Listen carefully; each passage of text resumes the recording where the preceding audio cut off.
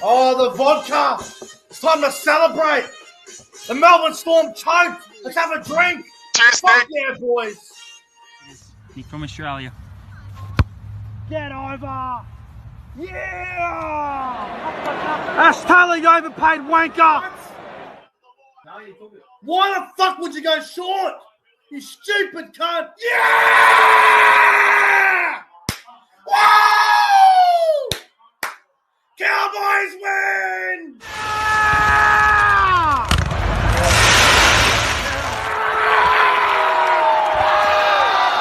Yeah! Here we go! Drink water! Holmes! Yeah! Guys, subscribe to the channel. 5, 4, 3, 2, 1. Yeah! The Cowboys win it! Woo!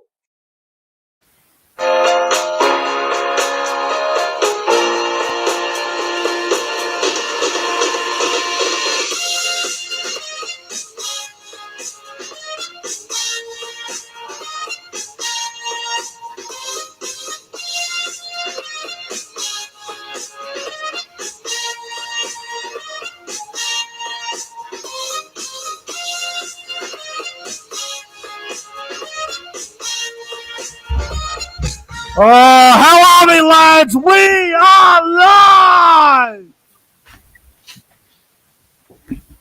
Oh, yes, we're underway. Uri. Oh, yeah, how the hell are we? Hey, Chad. I can't see a fucking thing. Mate, you're looking like the mummy. What's going on? No. All right. Big surprise coming. Welcome back to the YouTube channel. I am Nick from Australia. And ladies and gentlemen, I am back. I am back, baby. Welcome back to the YouTube channel. I am Nick from Australia. Welcome to the Nick from Australia Late Night Footy Show, episode number 19 for your Saturday night, January 22nd, 2022. And once again, I want to thank all you guys for tuning in to tonight's show. Tonight, I am joined by the great Sam REVILL and the legend himself, ProEnzo Vidz. Lads, how the hell are we? Thanks for coming on the show as always, lads. How are you? Thank you for having me, man. Good. Looking forward to it. Fucking oath. Lorenzo, mate, how the hell are you? Yeah, good, bro. Let's get into it. It's good to fucking see you lads as well. I'm trying to catch up to the live chat, but there's so many people commenting right now. It's out of control. If you guys want to see my haircut, there it is there, you know. My mum did it about 3.5 hours ago, so she did a very good job. So shout out to my mum for giving me a nice little fucking haircut. But well, welcome to the Nick from Australia Late Night Footy Show, episode number 19. Hope everyone's doing well on this Saturday night. If you guys are new to the channel around here, make sure you guys go ahead and like and subscribe to the channel. If you want to become a member of the Nick from Australia membership, guys, feel free to do so. The link is in the description below. $5 a month. It's a very cheap deal. You'll get the corner post. You'll get lots of other great perks as well on the Nick from Australia membership. So join today.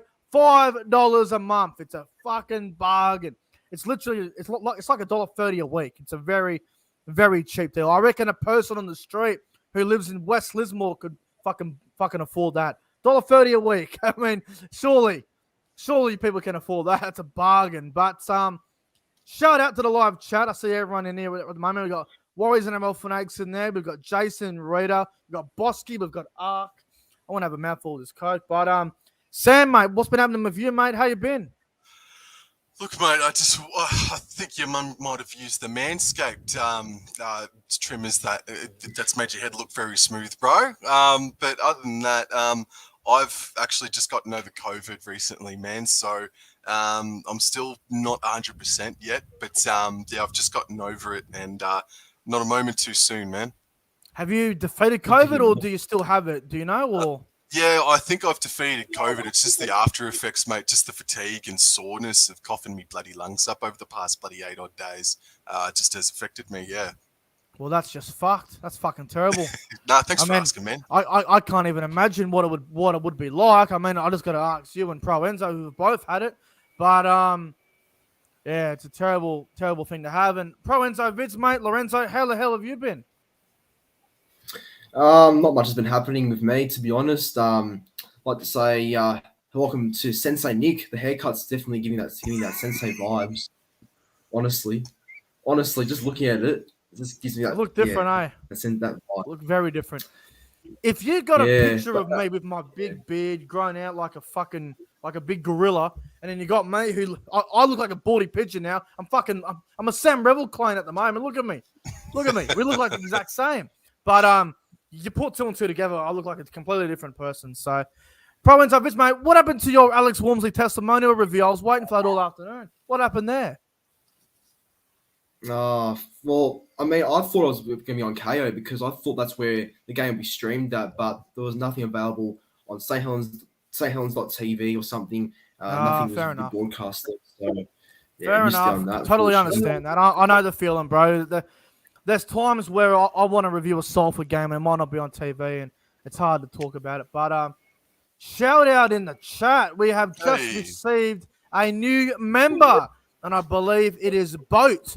He has become a new member with the very nice Brian To'o profile picture. So shout out to Boat in the live chat for becoming a Nick from Australia member. Shout out to Boat. Thanks for becoming a member of the membership, bro. Really appreciate that. Now, that puts us to 11 members now, I believe. I'll double check that after. But as Boat in the chat says, he said, let's trot. Yes, let's trot. I completely agree with you there. Let's trot.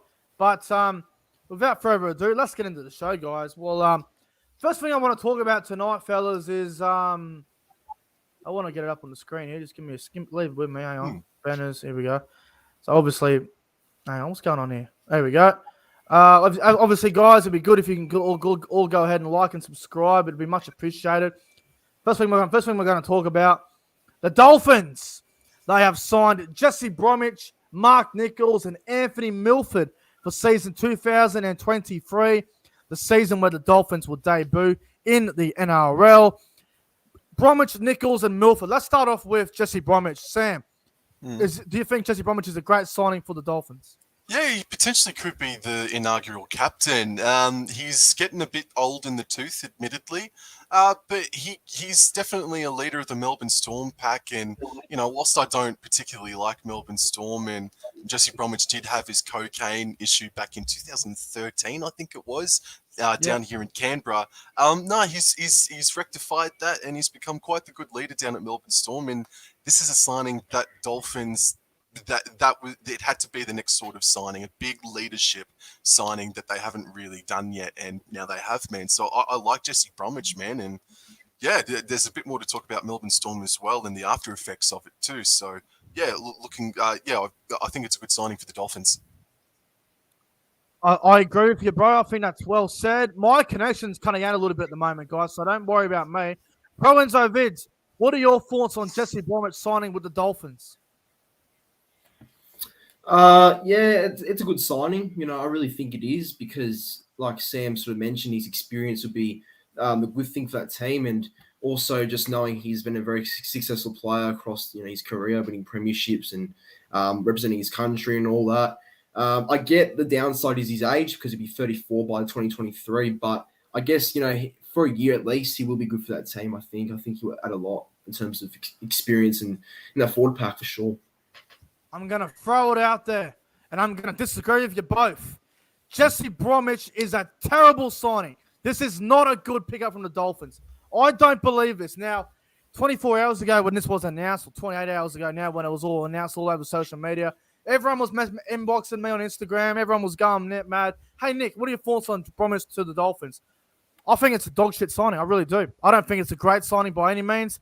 By the time he gets there, he's going to be 34 years of age. Now, here's the thing. I don't want people to get me mistaken by saying this. Jesse Bromwich will be great for the experience and the younger forwards coming through. He will be good for the leadership and the for the young kids there. He'll be a great leader. But as in terms of Jesse Bromwich getting his boots on, getting the jersey on, getting his pants on, getting his socks on, water and the Powerade or whatever they're taking. When he gets out on that NRL field for the Dolphins, I do not believe Jesse Bromwich is going to have a big impact on the field. I believe Jesse Bromwich is completely past his best. I believe he's a little bit washed up. I said about a year ago that Jesse Bromwich is starting to get a bit older, getting a bit slower. I question if he should start for Melbourne. I thought maybe Kamikamifa could have been starting front row this year with Welsh if Kamikamifa wasn't in trouble off the field. But I do not believe this is a great signing for the Dolphins. I think on the field, it's going to be a struggle for Bromwich. He's past his best. He will never be in his prime again. And again, a bit like the Kafusi one, it's a backwards signing. They're buying Bromwich. Why aren't they buying someone like a Siwa Takiyaho? Why aren't they looking at someone like a Moses Leota? Why aren't they looking at these young forwards? I don't believe it's a great buy by any means. I think it'd be good for obviously the off-field experience. Obviously, he's got a lot of experience and stuff, but I don't believe it's a great signing. I really don't. I don't believe it's a great signing at all. Okay. Well, maybe an argument could be made that he has passed his prime, but he's going to be reinvigorated something fierce under Wayne Bennett, no less, as well. And I mean, the season hasn't even kicked off yet, and so let's really knuckle down. I mean, there'll be a lot more eyes on him now more than ever this year for the Melbourne Storm, Jesse Bromwich. So let's really gauge how he goes over the first 12 rounds, and let's come back and assess. But at this current time, I think it's not perfect, but I think it's a very good signing just for the leadership alone that he will bring. Yeah, I agree with that with the leadership as well. But here's the thing, right? I saw Wayne Bennett's interview the other day. He said, Bromwich is what we've been looking for, the experience and the quality. Quality? With all due respect to the Melbourne Storm and Jesse Bromwich wouldn't even be a top 20 front rower in the game right now. No way in the world. I would not give Jesse Bromwich that high of a rating right now. 5-6 years ago, Bromwich was a top 3 prop in the game, without a doubt. But right now, if I'm going into this season, I'm looking at all the front rowers, I'm getting them all in front of me, and I'm ranking all the front rowers in the game right now. Jesse Bromwich is not in my top 20. No way. Okay. Lorenzo, what do you think about that? For me, I think he is. I think he's still one of those, solid front rowers going around. He still does a job. Still, you can see on the Melbourne team his experience is still there. He talks a bit. I don't think he's anything amazing, but he's losing a bit of his prime now. But I think he's a top 25 front rower. That's my opinion. You know what this Jesse Bromwich, the Jesse Bromwich signing for the Dolphins reminds me of when James Tummo left the Cowboys for the Panthers, or should I say, Panthers for the Tigers. He's older, he's slower, he's past his best. His best football's a long way behind him. I don't believe it ain't gonna be a great signing at all. We talk about Tummo at the Tigers being good for leadership wise. Yeah, it definitely is. But as in terms of playing, hell no in the world. Jesse Bromwich is not a top 20 front rower. Change my mind. Good luck. Ain't no way in hell. Okay. I'm taking Christian Welsh over him. I'm taking fucking Kenny Bromwich over him, his brother. I'm taking any Melbourne forward. Hell, fuck it. I'm even taking Kamikamifa over Jesse Bromwich right now. I know Bromwich he's had the better career, but Kamikamifa looks good for a young forward. I don't know what the story is with Kamikamifa at the moment. But that's a different conversation that we might get to later. But yeah, I do agree, or I do want to make mention that I do think Jesse Bromwich over the past 2 seasons, he's definitely had a slide in form. Oh yeah, no doubt. But again, I don't watch Melbourne Storm religiously, so it's sort of hard to ascertain. Yeah, exactly. But from what I've seen, I think he has sort of slid down in form. But I just finally, one last time, I do think this is a good signing for Redcliffe. It's going to be interesting, and we're gonna really find out if the Dolphins and Wayne Bennett have pulled off a good one here. We'll find out. I'm not a fan of it. If it was 5 years ago, I would have been like, fuck yeah. Got a photo him 5 years ago. Not now. All right, let's move on. Let's move on to the next one. Mark Nicholls from the Bunnies. Now, Mark Nicholls, the last 2 years, is a top 15 front rower in the game, in my opinion. I think if you look at all the front rowers the last 2 years, Nicholls is close to top 10, but realistically, probably in the top 15 props in the game at the moment. I'm gonna go out there and say this is a great buy from the Dolphins to get Mark Nicholls. I think it's great. I believe Wayne Bennett is the one behind this one. Wayne Bennett stole this signing. He was all over this. I want to start with you this time, ProEnzo Vidz. Do you think Mark Nicholls is a great buy for the Dolphins? Yeah, without a doubt. No, he's really improved ever since he really made that South's team consistently. Like I think, yeah, he's definitely one of those really good front rowers in the game going around. He's the GOAT for a reason, I suppose, as well. That nickname definitely makes a lot of sense. Like you said, Nick, I think Wayne Bennett was definitely behind this signing because, I'm sure Wayne knows probably Mark Nicholls better than all of us. I guess he'll bring a lot to that Dolphins team by 2023. And, it's a bit of a surprising loss by South Sydney, actually. Yeah. What about you, Sam? Do you rate the Mark Nicholls signing for the Dolphins? Yeah, I do. Didn't it come out of nowhere as well? Dolphins just were the team to talk about yesterday. I'm glad you said 2 years because there's some people that say just this year Mark Nicholls has been very good. No, I think he has been very good for the past couple of seasons now. And it's agreed. credit to him that he became an honorary captain. I think it was in the final round of the regular season for South Sydney. So it's a testament to how good and how far he's come.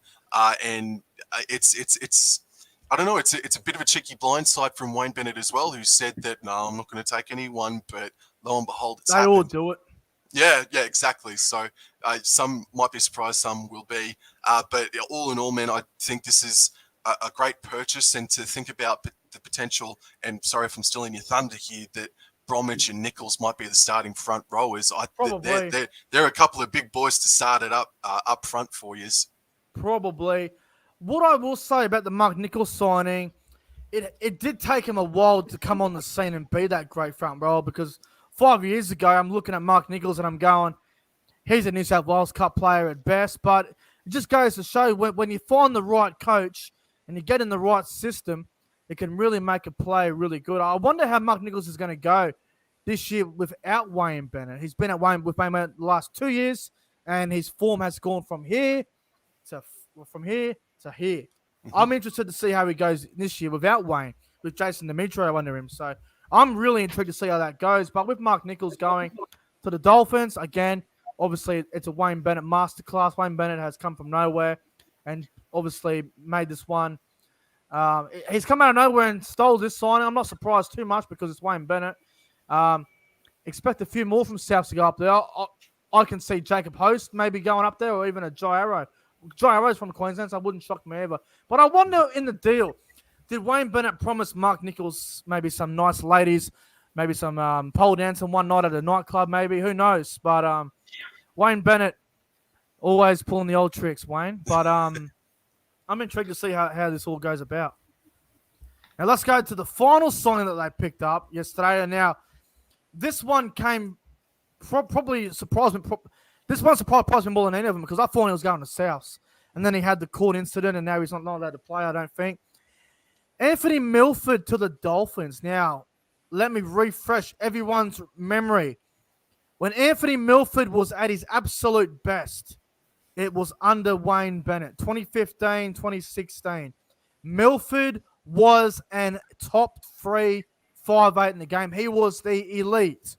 Milford was a gun. Last couple of years, he's been injured. He's been inconsistent. His defense has gotten worse. His confidence has gotten shocking. Milford only has one good game every 5 weeks, maybe every 7 weeks. Milford was supposed to go to Souths and play with Latrell and Cody. Now he still could, but at the moment, it's not really nothing's happening at the moment.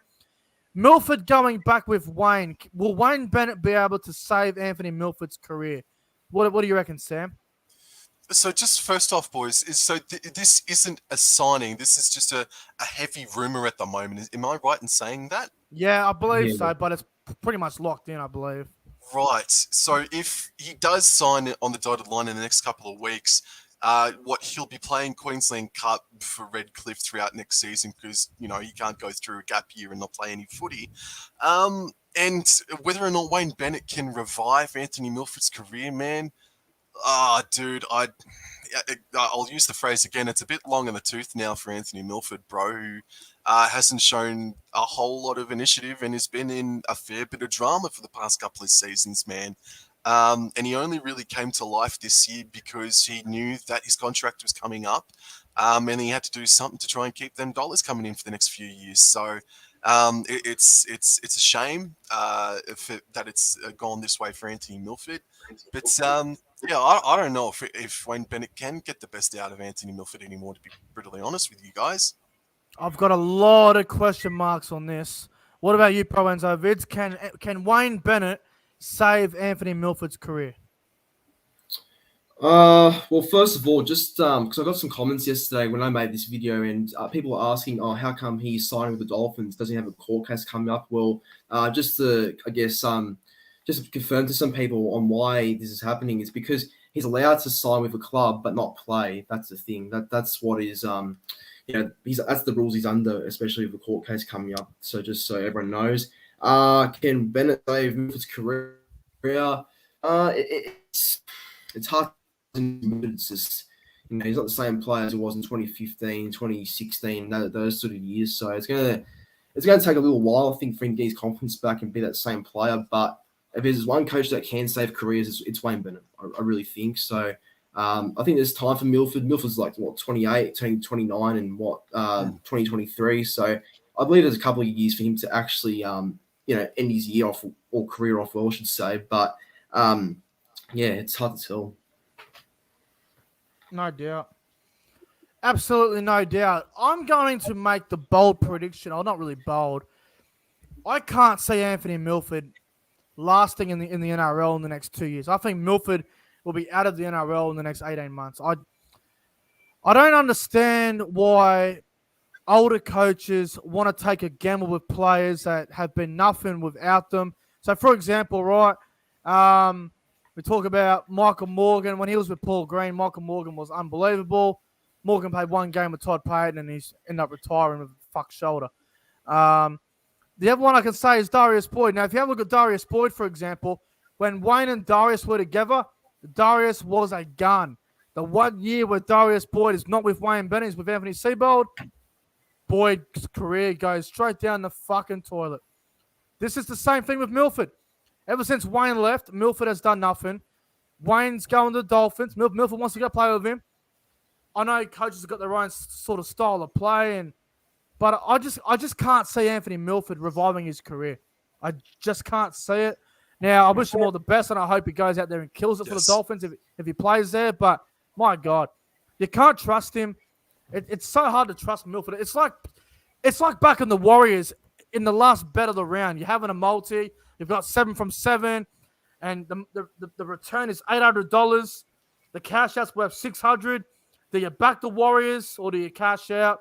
Most people would fucking just back them and not cash out, and they lose, and there goes your multi. It's like Anthony Milford. You don't know what he's going to do. You genuinely don't know. But I don't rate it anymore. I think Milford's past his best as well. I think he already had his prime, which was 2016, 2015. Yep. I just can't see him doing anything at the Dolphins, to be honest with you guys. Anything else you guys want to add about this Dolphins Milford thing? Let's just say that he does sign for 2 years, for 23 and 24 for Redcliffe Dolphins. Do we really? He's not going to be the number 14 option for sure. And would you really have him as your first choice 5'8" though? That's the question I got, when there's going to be some youngins coming through, and when there could be another potential few other candidates as well that could fill in that slot. It could be a case of Anthony Milford may not even make the 17 come round one, man. He just might be a backup. Yeah, I don't know about Anthony Milford, man. Continuing his career, or reviving his career, I should say, at Redcliffe, man. I'm intrigued by it. I'm telling you, it's going to be interesting to see what the Dolphins do with this Anthony Milford situation. But I just don't see how it's a great signing. I just don't know. Anyway, let's move on to another thing I want to discuss with you fellas. It's the what NRL team is going to improve the most in 2022? What NRL team improves the most in 2022? Now, we still got a little while to go to the footy season starts. I think we've got about 47 days, 46 days. I'm trying to remember how many days it was. Something like that. It's getting not far away anyway.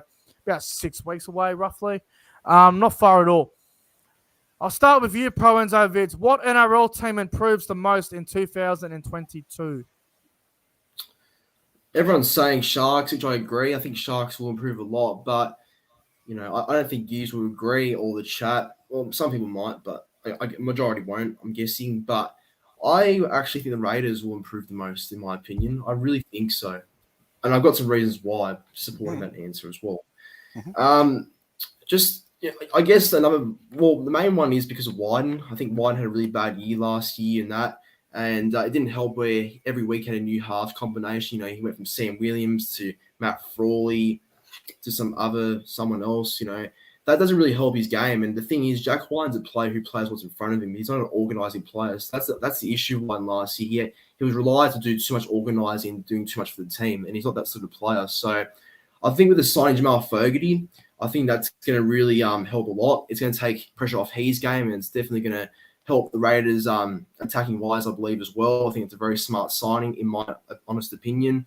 I like how Nicholls back at the club. I think, at least this time he's around a better sort of team, Raiders, because they're a team that can probably get more ball out to Nicholls, unlike the Dogs did last year. So I think that's going to be a good signing as well. And just their forward pack overall, I know Papali had a pretty poor year last year, which I get, but I'm sure this year he'll have to repay Ricky and the club. So I think he's in for a big season as well. Each to their own, but yeah, that's what I personally think. Lorenzo, me and you are going to argue over this, and I'm going to be respectful as possible here. There ain't no way in the fucking world the Raiders are going to improve this year. I'm telling you right now, there ain't no chance. Canberra are fucked. Before ball's even kicked, Canberra's already fucked. I'm telling you, they ain't making the 8. I can't trust them. You can't put faith in them. If you do, you'll have egg on your face. They ain't going to do shit. And you know what? I'm so confident about this with the Raiders. I'll tell you what, Lorenzo. The Raiders will not win 10 games in 2022. If they do, I will buy you a Manly Seagull scarf. Oh, clip that. Yeah, look, make the bet. Here we go. Look, the handshake over the fucking StreamYard. Yeah, all right. Make the bet. Done. If Raiders win 10 done. games, you will get yourself a scarf. They will win 9 games at best. They will not do shit. Yeah. They will flop and they will fall. And I cannot wait to see it happen. See what happens, I guess. We will soon find out. I ain't putting my faith in Canberra. Ain't no way in hell. Fuck that. Fuck that. All right. Can I say my 2 cents on Canberra Raiders, right? He hit the nail on the head. Josh Papali'i had a terrible start to the year, and he was one of the reasons why there was a bit of grey cloud of uncertainty above Canberra Raiders. But it was George Williams that was there that just derailed him, bro. And while there has been some off-field issues with Tom Starling since the off-season started, at this present point in time, there's no reason to suggest why they can't put all that drama behind them and move all systems go. But I don't trust them, Canberra Raiders, to make the top 8.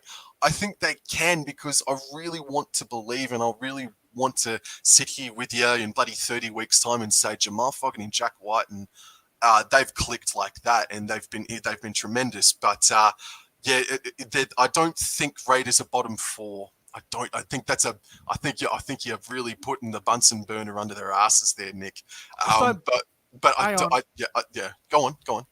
With bottom 4, so last year the Titans won 10 games and they got into the top 8. So under 10 games would get you probably between 14th and 12th.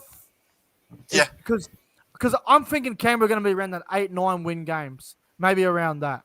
So I'm thinking maybe around 12th. But bottom 4, I don't know. I don't think bottom 4. but they ain't winning 10 games. They ain't winning 10 games. And this is one other thing as well. I think now that Ciasoliolo has gone, and Big loss. it is going to be a big loss. I think while he's not going to be as great defensively, I think Hudson Young had a pretty good season for him last year. If he looked like he took out the eye gouging grubbiness out of his game over the past 18 months. And I thought he stood up on a few, especially in that game against South Sydney early last season. So I think Hudson Young has to also be a big contributing factor as well. Not necessarily a leader, but he has to provide some positivity and some branch outs. Someone in the chat said, "Where's the Titans tattoo?" Okay, so the Titans tattoo is happening hopefully next Friday. I've got it all set, ready to go. Next Friday is when the Titans tattoo will be happening. So next Friday night, it won't be a fun night for me, but we'll see how we go. Titans tattoo is probably going to be next Friday. So stay tuned for that. But, all right, me and Lorenzo disagree with the Raiders, which is fine. Sam, what NRL team improves the most in 2022? North Queensland. Minor premiers, mate. We're winning the whole competition this season. You've lost me fucking now. sure. No. No, I'm dreaming. Look, let me take my bias hat off for a couple of minutes. I can't go past Cronulla, mate.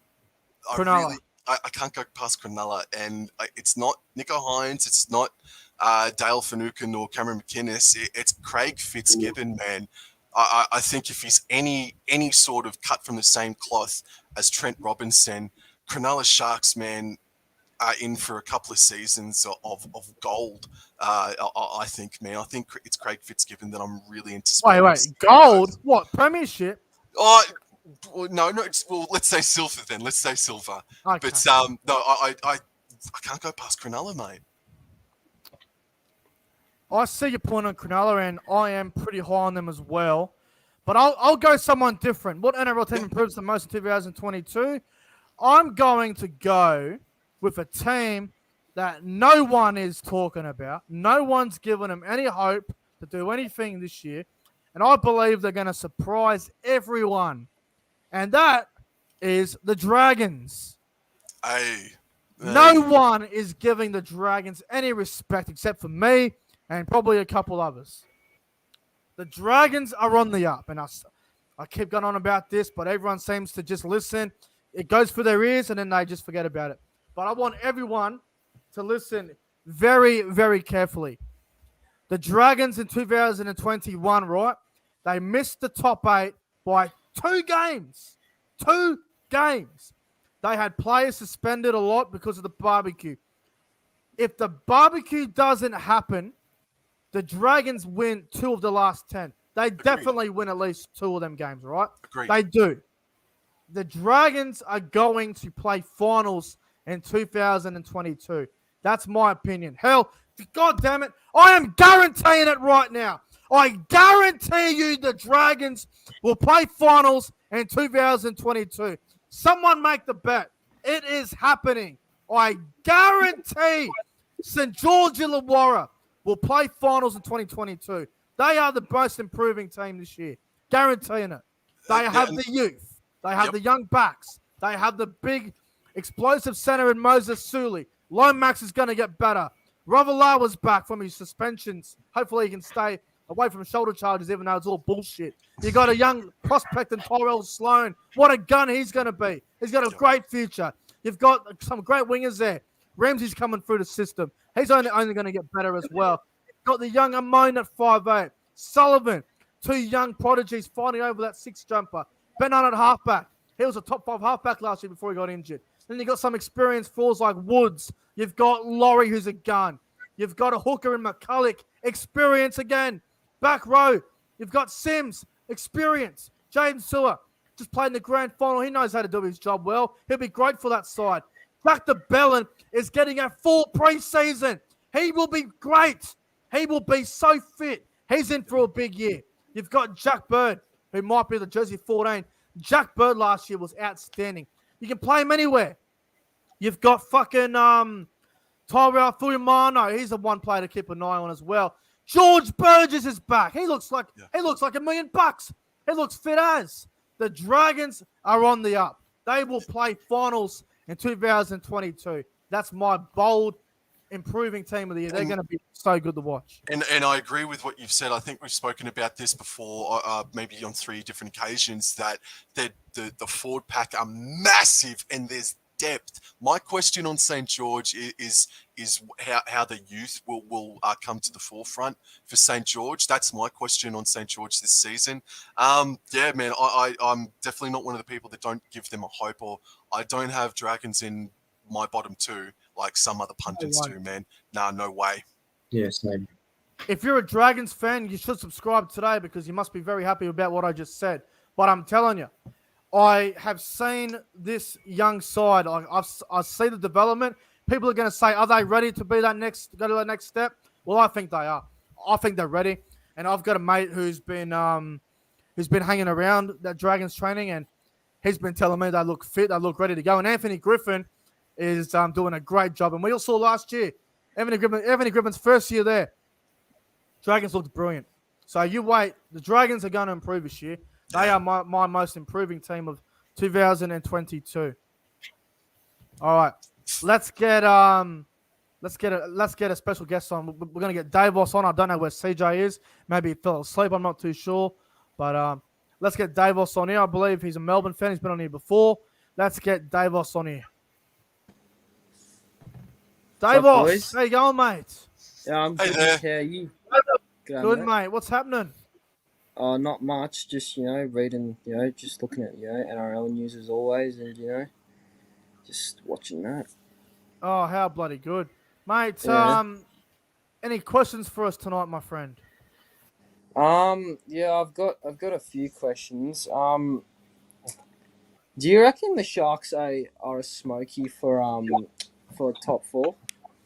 Oh, yeah, I do. Yeah, I would say that. I would. Sam, Lorenzo, Sam, what do you reckon? Yes, yeah, I think they're going to be the big improvers of 2022, and it's going to come off the back of playing more games or most of their home games at PointsBet Stadium. That's going to be a massive factor, or at least hope so anyway, for Sharkies fans' sakes. And I think Craig Fitzgibbon is just going to be an immense signing for the culture of that club. I think he's amazing. Lorenzo, what do you reckon? Yeah, no, I agree. They'll be up there for sure. I mean, they've already got a pretty decent squad that contends for the top 8. So with Hines and Finucane being there, that's going to push them. I can't see why not. I think the Sharks could potentially be in the top 4. I mean, if they can find enough consistency, and I'm hearing lots of rumors that Ronaldo Mulatalo is going to play centers, which I'm excited about. With Icavalu on the wing with Katoa and Raymond in the centers with fucking obviously Kennedy at fullback. That is a very exciting team, and if they got so much pace in that back line. So I reckon that could be top 4, but it might take a while for them all to gel. So, but they're definitely on the up. That's what I was thinking, especially with their big 4-pack now with McInnes, Finucane, and then Nico Hines at halfback. I think that's a good move from them because I think he's a good runner of the ball and can organise a team very well. Do you like Braden Trindle at halfback, or would you go Hines and Moylan in the halves? I would probably go Hines and Moylan because just for experience. Because Hines hasn't played many of his games at halfback. He's mainly played at fullback. So I'd probably go Moylan with the experience, and I'd probably go him and Hines in there. There was a game last year where Nico Hines played 5'8" for Melbourne, and he had Melbourne won the game, but he had a really average game in the halves. So I think Was that against the? I can't remember what game. Pub. I was at the pub watching it. Oh yeah, I remember that game. Yeah, he wasn't the greatest. I mean, he looks a. I can't remember who it was against. It was against someone. Yeah, I would go Hines and Trindle because I think Trindle's a natural halfback, and I think he's developing really well and really quickly, Trindle. So I'd go with Trindle and put Moylan as that jersey 14. That's what I would do as well. And I've got to say as well, we talk about the back line being Kennedy, Katoa, Ramian, Mulatalo, and Icavalu. Everyone's forgetting about Connor Tracy, he could also be Yeah. a smoky for that team. You'd play him in the centres, Who? Connor Tracy, or would you play him at maybe a 14? Or I think it's between him and Moylan for 14, bro, because I think Trindle has to be there. Trindle was so good last year. yeah, I mean Moylan's been a bit injury prone, but when he's a bit inconsistent. But I'd probably have him at number 6. Number 7 or 14. Yeah, look, I'd go Trindle at 7 personally, but Moylan wouldn't be the worst.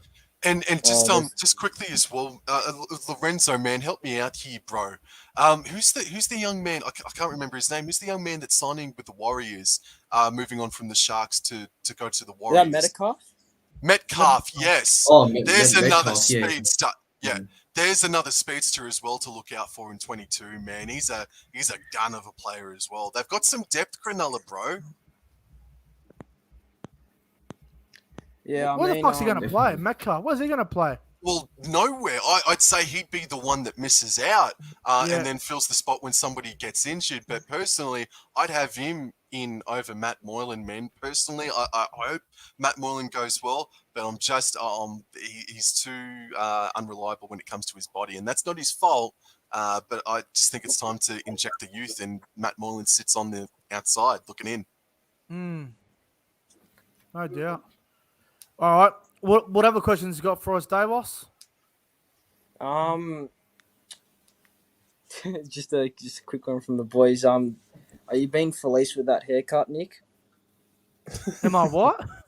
Are you being Felice Kafusi with that haircut? I was waiting for someone to say it. I was genuinely waiting.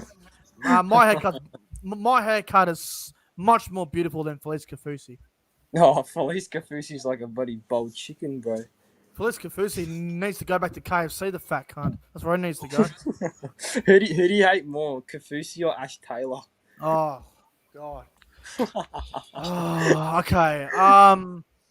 This is hard. All right. So, oh, fuck. Okay. Probably Taylor. Yeah, he's fucking doghouse. Probably dog shit. Taylor, but Kafusi is pushing it, bro. I'm telling you.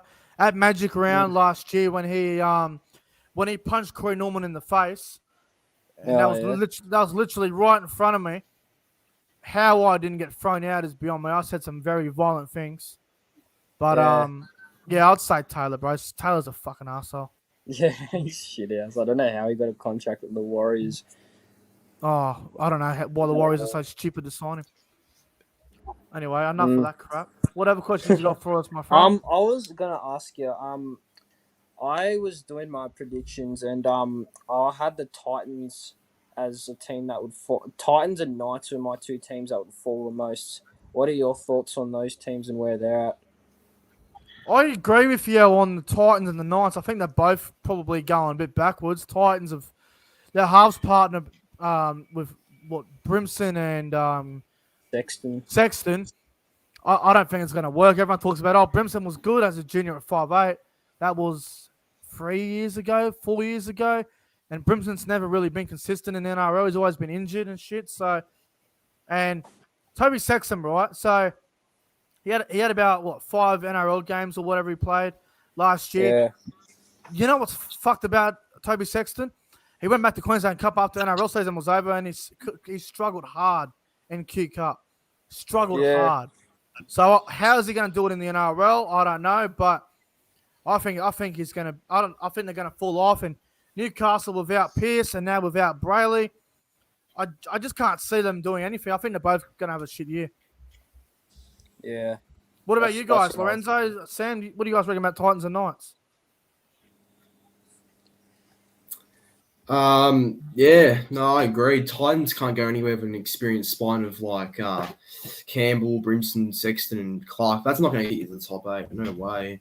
And Newcastle, well, I said this a couple times, if Pearce was a bad loss, and Brayley's even worse because he had so much that middle and so much that team, and he's the captain as well. So, yeah, those two will definitely go down. They will, for sure.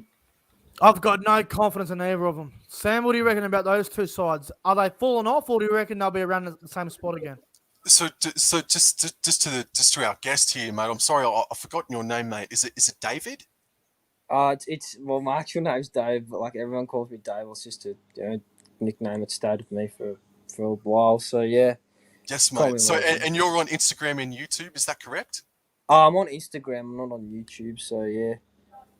And where can people find you? Oh, on Insta, you can find me on Insta, Snap, wherever you Under want. the name of Dale. Under the name of Dale. I can put in the chat if you want. Yeah, just put it in, man, and we'll look it up Yeah. later because I completely agree with you, mate. I think you've got some really good takes there as far as the Gold Coast and Newcastle missing out, man, especially Newcastle. I think Titans are not bottom four, but I think they will just miss out because of the inexperience. And yeah, I think Titans and Knights are going to be the two teams to drop out from last year's top 8. You know something? I'm just getting really sick and tired of everyone talking about, oh, the Titans have got the best young forward pack in the game. Blah, blah, blah, blah, blah. I'm sick of hearing about, oh, Brian Kelly and Corey Thompson are great players. Blah, blah, blah, blah, blah. Why have their careers been a complete joke? Brian Kelly is a solid player, but his career has just been going around the same pattern since he came in. Corey Thompson, he's underrated. Okay, he is underrated, but he hasn't done anything about it. He's been fucking dog shit for a while. Titans is shit. Thompson's career's gone backwards. Best young forward pack in the game. Yeah, my ass. I don't care if you got a good forward pack. They're gonna suck cock. They're gonna go inconsistent, especially for Fito. He's a fucking. He either goes well. I like Fito, but he's overrated. I want to like Fafita as well, but I've said it before. He got made to look like the boy that he is last year, man. I can't say anything negative about Fafita because I met him last year and he was a genuine nice bloke. I liked Fafita. He was a great bloke.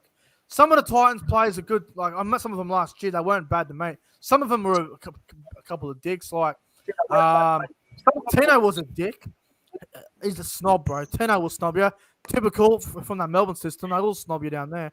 But obviously, Davis, I know you're a Melbourne fan. No offense, but Tino's stomped the fuck out of me, so fuck him. But Fafita on the other end, I like Fafita, man. I think he's got a lot of potential, but you know, you've got guys like Clarkie's NRL column who will suck the Titans' cock. Suck off Fafita, and then next minute everyone will be in agreement with him. It's like, well, you can't disagree with him.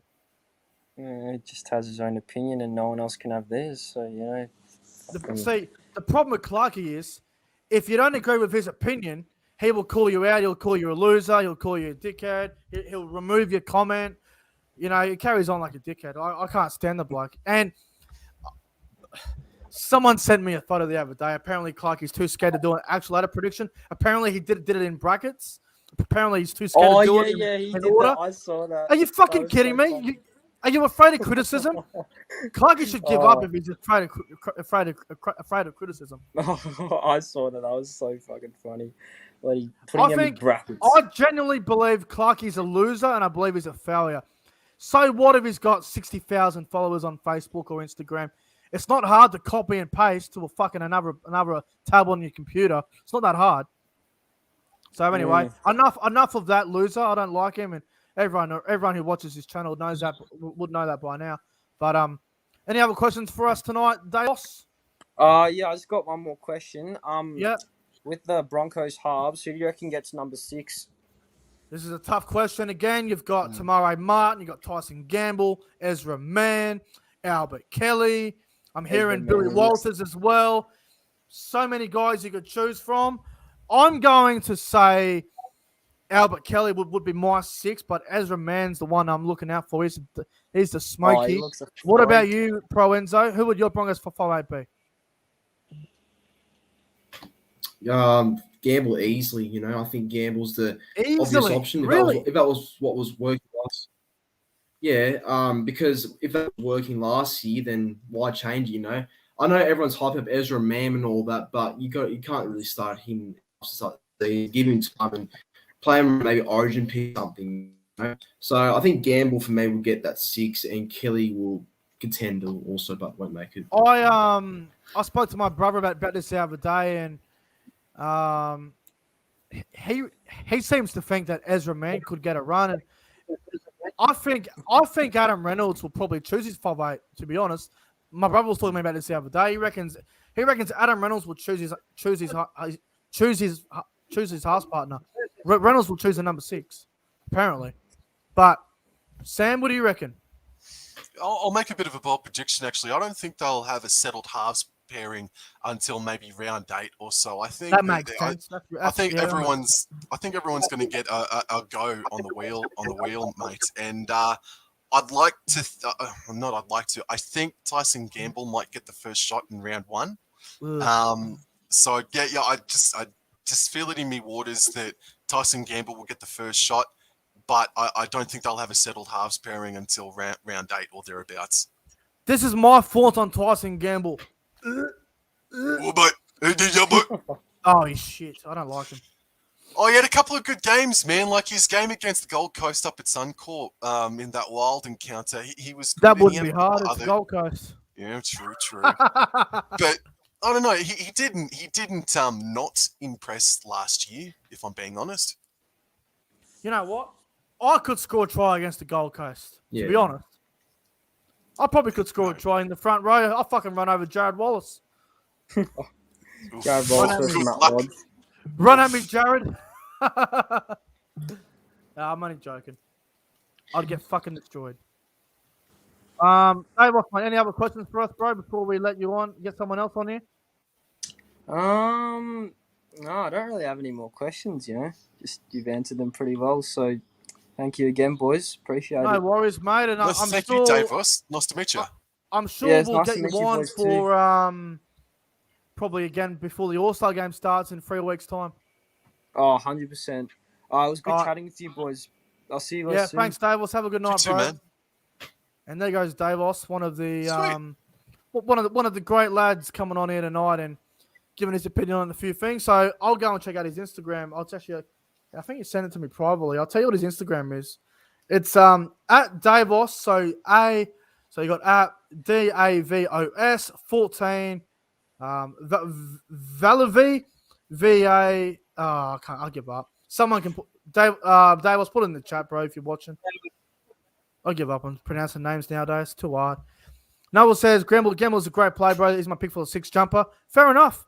Could happen. It genuinely could happen. Look, I'm not going to sit here tonight and tell you that Tyson Gamble sucks and he's a shit player, but I don't rate him as highly as other players. Like I don't think if you did a top 16 best 5'8" in the NRL, I don't think anyone here would have Tyson Gamble in their top 10. I agree with that. Yep. So, look, don't get me wrong. He might come on the team next year and just go berserk and prove like crazy and shock us all. Wouldn't shock me one bit. But at this current stage, I can't rate Tyson Gamble any higher than what we already have. So we'll see how he goes. But it's time to get the Bundy chick on. I'm still waiting from CJ. I don't know what's happened to him. I have no idea. I'm guessing he fell asleep or something's happened. But I might try and get on to CJ very soon. But until then, let's get the Bundy chick 82 on here, the good old Rooster supporter up there in Bundaberg. And here she is, live via Bundaberg in Queensland. Hey. The Bundy Chick 82 is here. Hey. Bundy Chick, how the hell are you? I'm good. What's happening? How you been? I'm good. Not much. I'm just waiting reading for the chat and it's football. already starting. I'm just waiting for the football to start. 3 weeks for the All-Star game. Oh, awesome. And a Who do you few go more for in the All-Star game? Do you go for the Indigenous All-Stars or do you go for the Maoris? weeks.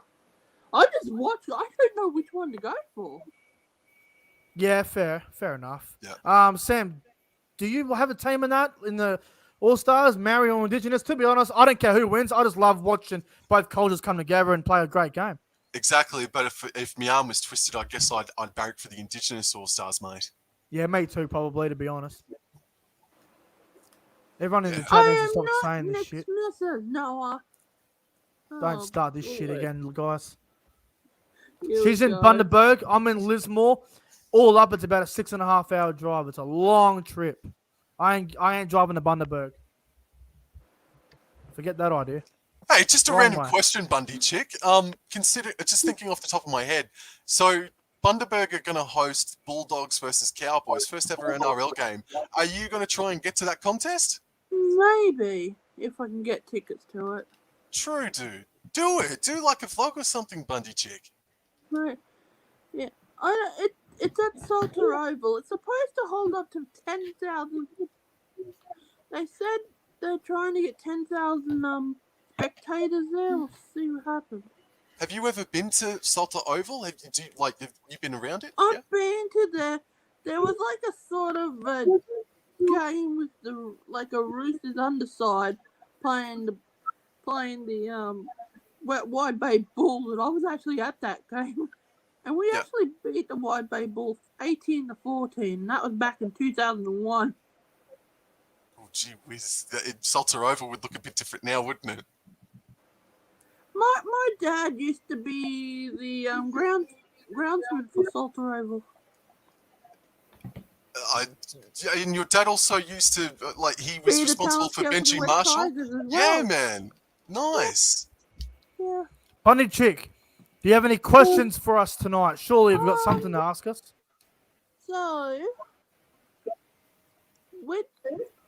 Nick and Sam, which is your most? Who do you think will be the most improved Cowboys player this year? Wow. There's so many I could really name, but I'll tell you what, I'm going to go out on a limb here, and I'm going to say Tom Dearden. Oh, interesting. What about you, Sam? That's interesting, man. If you can get a bloody run on, I got a feeling he will. I got a feeling he will somewhere. Yeah. No, he'll play a couple of games this year. There's so many that do need to improve. I want to say there's fucking too many of them need to improve. Too many of the fucking clowns. I'm going to say Valentine Holmes. He's come out recently. Oh God, fuck. No. He's come out. he's come out recently and said he's feeling pretty good. He's enjoying it. He's relishing in it. Well, show us, mate. Prove it to yourself. Prove it to everyone that wants you to do well, man. So Valentine Holmes, bring it on in 22, boy. Good God Almighty! I want to go throw up in the fucking toilet. Valentine Holmes. He's on $1 million. He's a piece of shit. He's a waste of money. Send the cunt back on the next flight to the American football. Get fucking rid of him. Good God. Jesus. I'm not there yet, Nick. But I'm there. I'm like. Are you? No, seriously. Are you there? Are you there? So let me explain it, right? So when Val Holmes started at the Cowboys, he was up here with me. I was like, this cunt's going to be amazing.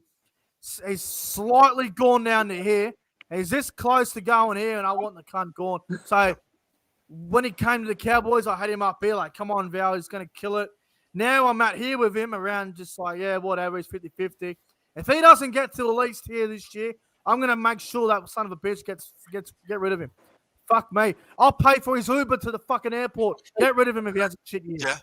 Yeah. And another player to watch out for, whilst he only played the 2 games or 3, another player to look out for to improve is Griffin Neame. If Griffin Neame is named on a consistent basis, watch this space. He's just a machine, man. He's a brick shit house. So watch out for Griffin Neame as well, man. I like it. All right. Lorenzo, who do you reckon Cowboys most improved player this year? Who's it going to be? I like Ruben Cotter, I think Cotter's a great young player. Nice. I'm really a big fan of him, to be honest. I think there's a chance that this year Tamalolo may play a bit of prop and he may play a bit of lock. So, and if that happens, right. I do actually like that personally. So, yeah, I like Cotter. While we're on the Cowboys, you know what?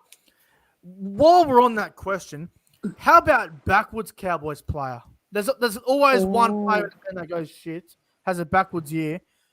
Sam, backwards Cowboys player of the year. Who you going with? No one's going backwards this season, mate. I can't think like that, Nick, because I'll bloody jump off. I think I know somebody, but I don't know. I know who I'm going to say. Bundy chick, please. Bundy chick, Go on, please. Bundy chick. Cohen Hess. Oh, from Cowboys player of the year to back to the pavilion, she says. Yeah. Oh, Got a point. I wouldn't be surprised if Cohen has. Lorenzo, who do you reckon it's going to be? Fuck, it's tough actually. I reckon Lemelu, I think that's his name. I think he'd have an even shitty year. I can't stand him, to be honest. I think he's really bad. I mean, are they trying to put him in the back row? But he's like a tiny cunt. What's he gonna do? Nothing. Yeah, I don't rate him.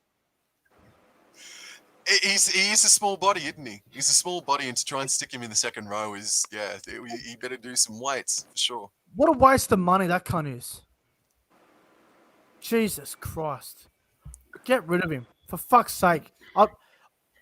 Between him and Opacek, there's not much between them both. They're both dog shit.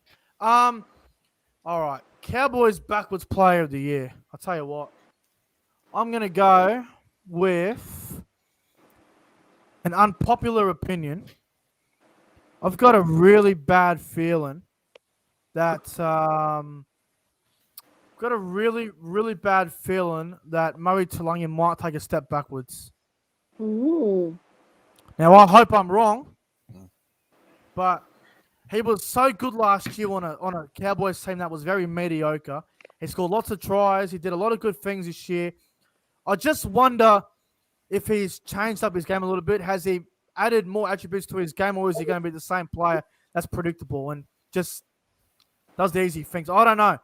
I got a feeling that teams are going to work him out, and he might be a bit exposed. I really hope he works on his defense. That's one thing that he's always been a bit dodgy on, is his defense. But I just wonder if teams have figured him out.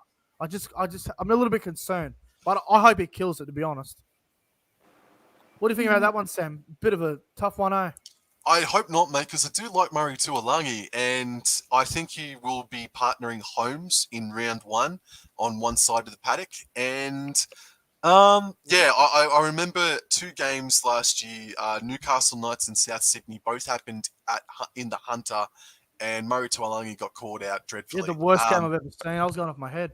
Yeah, I do recall that night. And fair enough, man. But I mean, we can't go too much more bloody backwards anyway, mate. We came 15th last can't season. Be any worse. Fair The dinkum. only way is up. Exactly. And they'll improve. I'll tell you what, guys. I'll be back in a minute. I'm going to go get another glass of Coke because I ran out and I'm getting thirsty. So That's I'll all right, be man. I'll be back in 2 minutes. Sam, while I'm gone, take over. Why don't you ask some more questions? I'll be back in probably 2 minutes. Yeah, Bundy Chick, do you have any more questions? Well, have you ever been there any NRL in the ACT yourself, Sam? When they've been there? Thank you for asking. I played juniors from the age of 13 to 16, and I did. I asked, have you been to any NRL games in the ACT? Oh yeah. So I've played on GIO Stadium before, and Cowboys have travelled here, on average once every second year. So yeah, I'm very well versed with GIO. You're I've never been too young to know that game where the West Tigers played the Raiders in 2001 and it snowed. I must correct you. That was the year 2000. Yeah. No, I didn't get to that game for sure.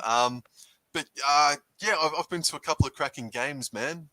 Yeah, definitely. I've never been to Seaford Oval though when there's a game played. Oh no. Any other questions, Bundy? Lorenzo, do you think who's going to be the most improved Manly player? Most improved Manly player. There's a couple. I reckon Morgan Harper's going to be in for a big year. I really think he's going to get better. He had a great year last year, so I expect to hopefully hold on to that form. Do you know what? Morgan Harper had a tough final series, and I liked the cut of his jib before finals kicked off. So if he can learn and evolve from that, man, I definitely. Would he be eligible for New South Wales or State of Origin? Is Morgan Harper available for that Lorenzo, No, do you know? no, because he's born in New Zealand. I wouldn't think so, but Ah. yeah, with the whole Right. system, I guess yeah, it's his first time. He has experience. Yeah, it should help. Exactly. Did you just say Uh-oh. Morgan Harper for Origin? He No, no one asked said for that. the We available No. option, No one but, said. but he was born in New Zealand. Yes. I'll bet any dollar in this Yeah, well, planet that question- Morgan well, Harper will the never questions need ever to be play a legit. game of Origin ever in his, and then never will. Well, you've already won because he's New Zealander, We bro. can't play. Can't play any. Oh well, he'd be lucky We to can't play play for them as guys. well. If he does, it'd be a weak link. Ooh. Ooh. Can you imagine Latrell Mitchell running over him or Tommy Turbo? Okay. Oh. Can you imagine the Yeah, okay. England centers over there? Gildar will be there. Oh my god. No, hey man, I'm with Lorenzo. I've got to back Lorenzo, and I like Harper I do too. and Brad Parker as a combination, as a winger centre combination, bro. I'm with Lorenzo on that. I like him. I do too, but I don't trust him. Yeah, I can't see But he's only why. a kid. He's only a kid. Okay. I'm intrigued though. Alright. I'm really intrigued to see how he goes this year. I'll tell you a player that I reckon will improve for Manly, and that is Canelo. Not Paseka. If he gets a run, I reckon Safal Sipley will improve a lot. Yes. I can Excuse see me, it. Yes. Yeah, maybe. I can see him having a big year if he gets a run.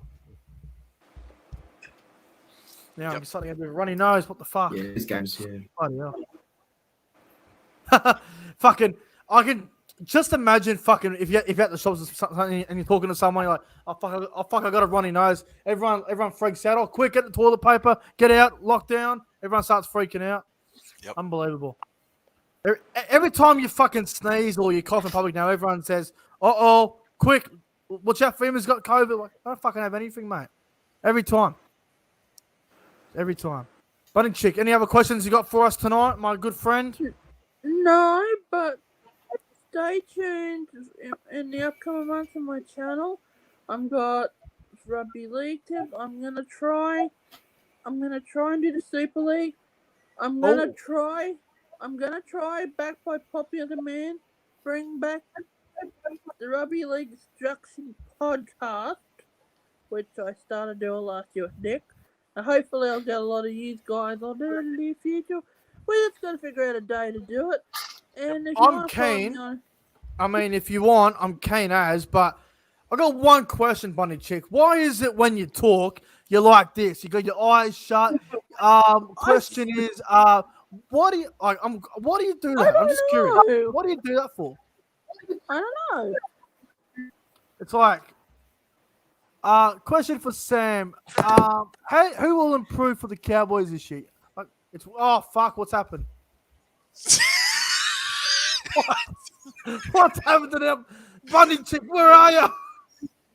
Fuck, where is she? Oh no, where is she? It's gone black screen. Oh, she's back. Is she? Oh, you're back. What the fuck? You got the glasses on now. What happened? I had to get my glasses. I don't know what the fuck is that. I'm reading up the chat. Did Bundy just die? My iPad's under my bed. Oh god. I'm sorry about that. What was I saying about? So, why do you do this? Like, I'm just curious. Like, has that ever happened? Oh. Before? Like, why do you do that? That's probably because I need my glasses.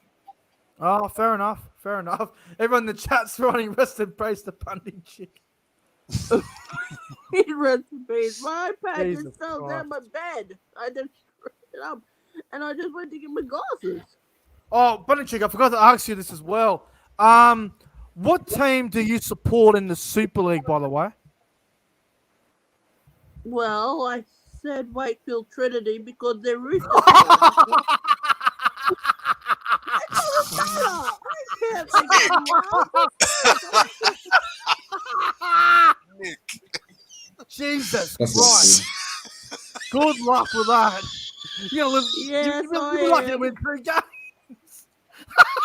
Wakefield.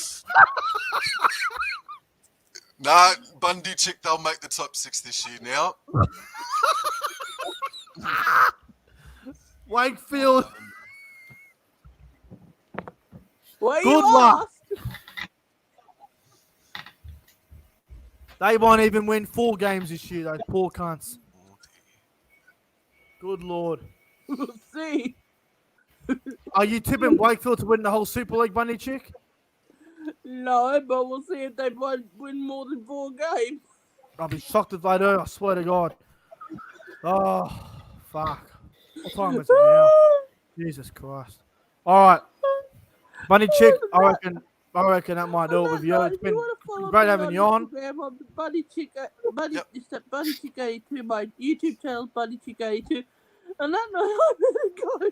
I will see you next time. Bunny Guys. Chick, Thanks for having me. thanks for coming on.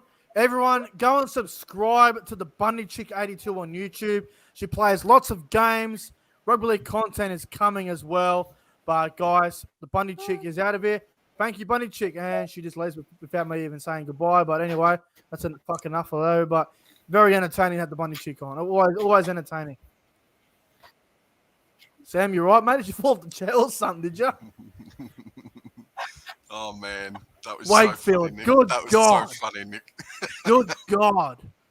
Fuck that. How can any poor cunt support that? No, well. Like, Who knows? I don't want to be rude. I really don't want to be rude, but Yes, how do you go from being a Sydney Rooster supporter in the NRL, a top 4 quality team, to fucking Wakefield, who are bottom 2 at best? Yep. Oh.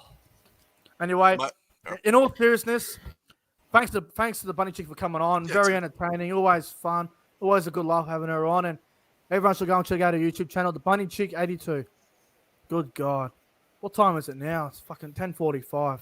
Jesus Christ. Now, I believe we're going to have more special guests on very soon. I'm just having a look at the green room here. I'm just seeing if we got anyone in the green room waiting. Give me one sec. I believe Jimmy will be making an appearance at some point, the great Jimmy Miller. But before we get him on, let's do a little bit of, while we're on the topic of Super League, let's talk about the Super League season that's coming up, guys. So, as you guys may know, the Super League season starts in 20 days' time. It's getting very close, and I'm excited. The first game kicks off on Friday morning at 7 a.m. New South Wales time, 6 a.m. if you're up there in Queensland. I believe it's a 7 a.m. start, and it will be a Friday morning, February 11th. It will be, the three-peat champs, St. Helens, versus last year's runners-up, Catalan Dragons, in the opening game. That will be a very, very good game. I want to start with you, ProEnzo Vidz, as a proud St. Helens supporter. How keen are you for the Super League season to start off in 20 days? Not far now, bro. Well, yeah, we'll get a bit of footy on. You know, I'm sure that's what most of us have been missing, us lads. A bit of footy. So, yeah, it's going to be great. And, you know, Saints kick off the year, nothing better. I'll be waking up bright and early to watch that. I've got no doubt about that. So, yeah, cannot wait.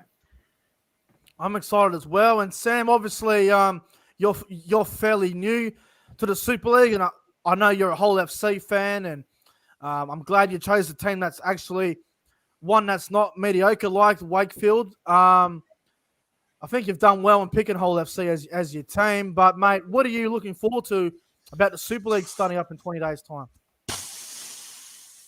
Just to get more familiarised with a completely different competition. And I've just got the Super League website up here, and I just want to say 2 things that just come to mind or could just come up. So for the Warrington Wolves, they've announced recently that Mr. Danny Walker has signed a long-term contract until November 2024. That's one of the more most recent news. And also, look, grand final tickets for the Super League grand final they're already on sale, mate. So, yeah, I'm going to do more of an in-depth preview at a later stage. But yeah, I've chosen Hull FC over the off-season to barrack for, and I'm looking forward to seeing all the new players and seeing how the Super League goes because I haven't watched it much in previous years. It's gonna be awesome, and I'm also really looking forward to it. Obviously, for me, it's about hoping that Salford improve. Hoping they improve. They were second last year.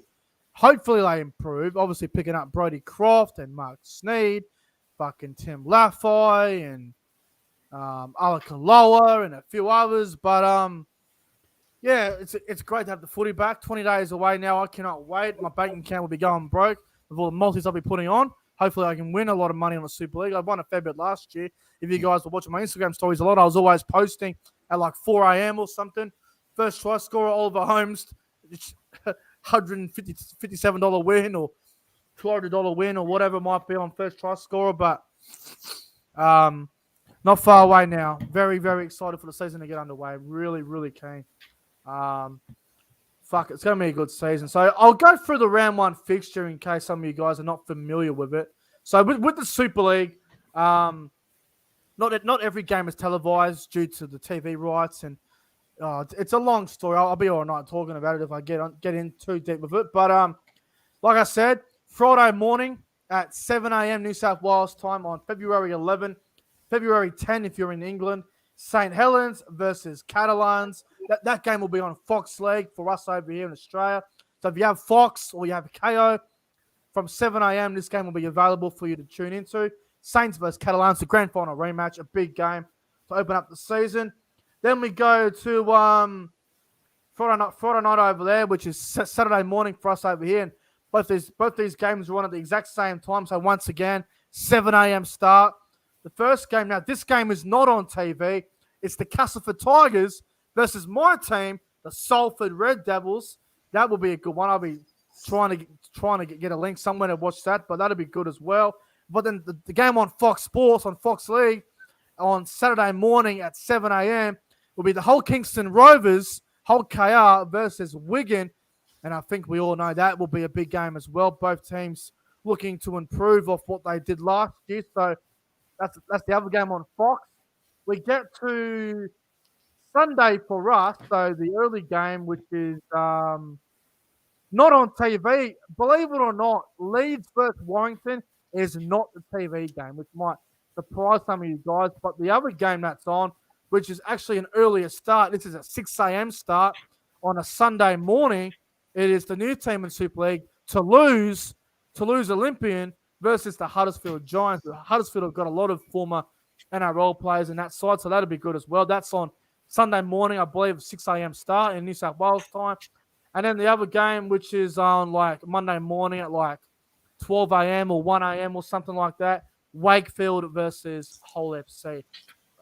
That's the 1 a.m. game. Not on TV, but they're the games for round one. I'm looking forward to it. Does anyone here have a favourite game for round one? Obviously, it's easy to go with Saints Catalans, but any other game besides that, ProEnzo, besides the St. Helens game, what other game are you looking forward to in round one?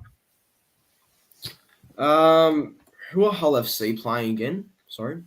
Wakefield. They're playing Wakefield, but Hull KR are playing Wigan on the Saturday morning. Okay, we won't talk about the Hull FC game then. Hull KR playing Wigan. I actually like that game, yeah, because Hull KR, their squad looks a bit stronger. Had some good signings and that. Wigan's a team that's going to be interesting because they've lost Hastings and French won't be there for the start of the season, and so yeah, they have, and that's going to be actually a pretty good game. I'm looking forward to that. That will be a good game, and Sam, obviously you're a Hull FC fan, and obviously Saints Catalans is an easy game to look forward to. But What other games are you looking forward to for round one? Well, look, I'm just looking at the draw here, and that's Sunday morning Australian Eastern Standard Time doubleheader. The Leeds Rhinos hosting Warrington Wolves. Now, from what I understand, Warrington Wolves they've got a bit of hype around them in this upcoming season, and just on paper, the Leeds Rhinos they look like they're going to field a pretty strong pack, man. And then you've got the Toulouse Olympic hosting the Huddersfield Giants, and from listening to you two blokes, the Huddersfield Giants have bought 3/4 of the competition, sort of thing. So they're going to be a bit of a new look team, and then Toulouse Olympic are the brand new team, and they're going to be hosting Huddersfield. So Toulouse will come out like a rocket, wanting to prove doubters wrong. So I'm actually looking forward to Huddersfield versus Toulouse. Actually, man, That game's on maybe TV, bro. The game's on Fox. maybe it won't be a high quality game. But it'll be interesting to see how the desperation goes for both these sides, man. Because I'll say this again in the coming future, man. I think round one should be played at a level just below semi-final football, whether it's NRL or Super League, man. So I'm really looking forward to it. Well, obviously, Saints versus Catalans is probably the best game of the round, obviously. And obviously, I'm a Salford fan, so I won't go with that. But, mate, with the Toulouse-Huddersfield game, that will be interesting. Now, if you guys remember last year for round one, the new team league, the league, I can't even pronounce their last name. Lee Centurion. The league Centurions. Yeah. They played Wigan, and they led 16-0 against Wigan, and they ended up getting run down in the end. But Toulouse might do the same. They might get out to a 10-12-0 lead early on and then fall off a cliff. But they will be excited for this. This will be a game that they need to get up for early on. But I think the game I'm looking forward to the most is obviously Leeds and Warrington's another big one as well. But I'm keen for the Saturday morning game. Hull KR Wigan. Bro, Hull KR picking up Lachlan Coote, what they did last year. Wigan are looking like a different sort of team now, a different vibe about Wigan. I love that game a lot, so I'm keen for that as well. And obviously there's a lot of games as well. Hull FC going up against Wakefield will be interesting as well. But yeah, it's going to be outstanding. Let me just get a burp for a minute. Not long to go now, 20 days away, and it's going to be an incredible season, I'll tell you that much. Incredible season ahead. Well, while we're on Super League, let's move on to some predictions. The Super League 2022 predictions. So this is pretty much all off script. I haven't written anything down. Let's make some predictions for 2022. ProEnzo, what predictions do you have for the Super League season? Three that come to mind is that I reckon he may not be the top try scorer, but he'll be in the top three, I reckon. Regan Grace, I know he's going to miss start of the season because of an injury apparently, but he will score a bit of tries this year, I reckon, and I reckon he will be a top three try scorer this year in the Super League. Another one is that I think Lachlan Coote will be there's a signing of the year in the Super League, isn't there? So I reckon Coote will be the signing of the year for Hull KR. That's a big loss for my Saints, unfortunately. The last one I'll go with is that I believe, well, I mean, I'm sure you both know this already, but I reckon Toulouse get relegated this year because of I just don't think they've got a team to really go for another year in the Super League. I just think they're going to lack too much quality, and they're going to get the ones get relegated. So, yeah. They don't have enough quality, do they? I mean, I've got a few players like Dominic Peyroux, Jonathan Ford in the halves. Yeah, I'm with you on Toulouse, bro. I think they'll be relegated as well. Sam, mate, any predictions from you? I'd love to know some of your predictions. Oh, mate, I'd love to know what's coming as well, mate. But I'm looking at the draw again, man, and I might need to be corrected. It looks like the Toulouse and Catalans, they're not actually going head-to-head until bloody August. Mate, I'm just skimming through the draw now, but that's a long time to wait. That's a long time. Yeah, but just skimming through it, maybe I need to be corrected, but that's a long way. A long time to wait for that first France derby, man. And you know what? I'll do a bold prediction. I think that game will end up as a draw. Really? Wow. I think that's Toulouse. Bold. I don't think Toulouse will get a clean sweep, and I don't actually think that that Catalans will get a clean sweep of their French rivals.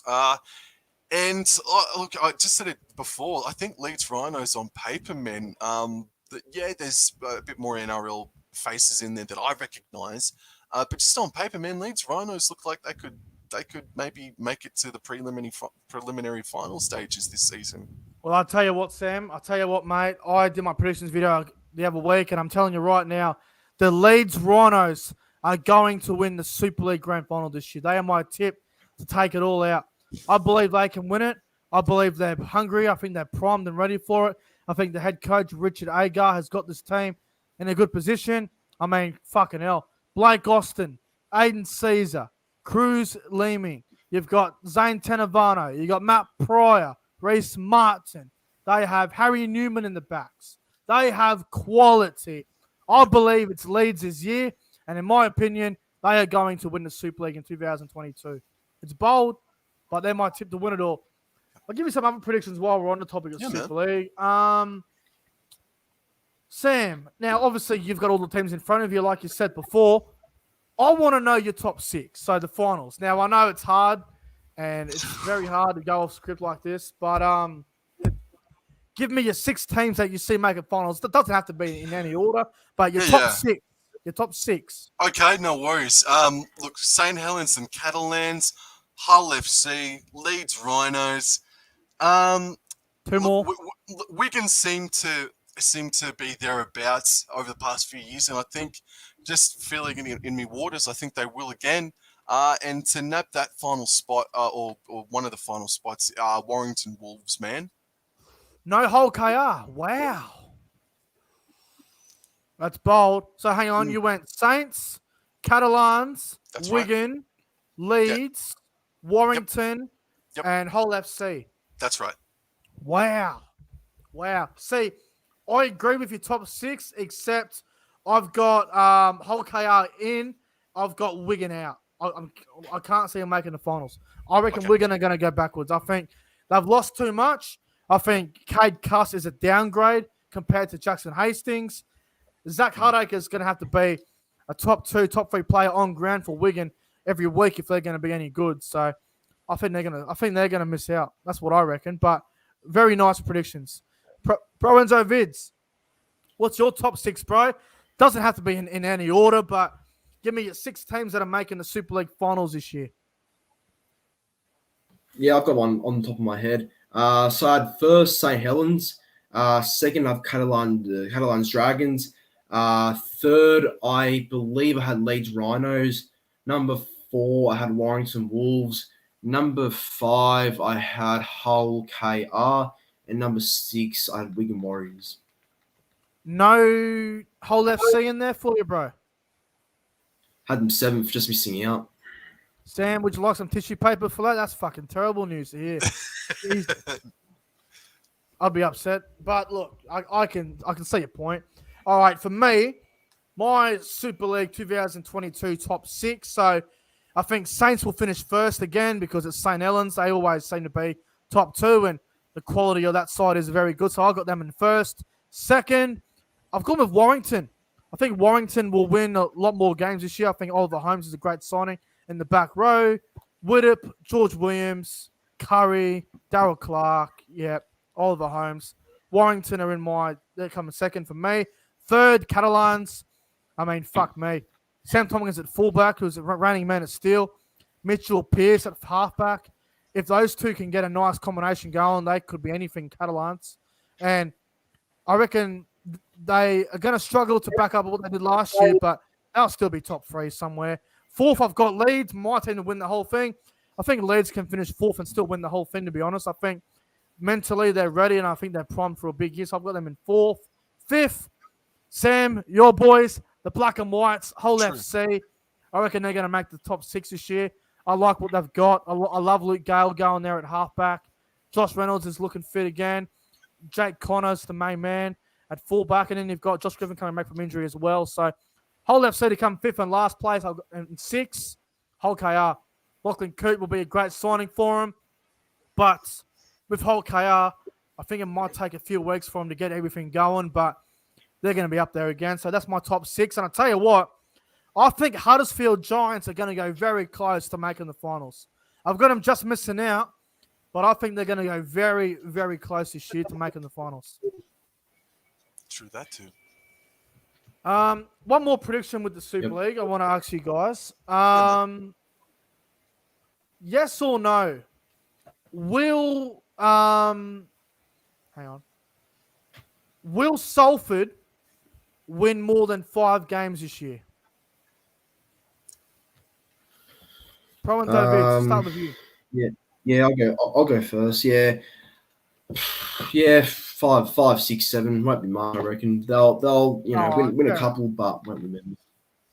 I think we won about 8 or 9 last year, and or something like that. And everyone is predicting Salford to come last or second last. So relegated or second last, and 5 wins would get us away from that. So I like that prediction. Sam, I know you're new to it, and I know you're new to Super League and stuff, but we're looking at Salford's roster, bro. Do you think they'll win more than 5 games? Yeah, it's going to be another lean year for him, unfortunately. But I think they'll win more than 5 games, however, to keep themselves safe from relegation.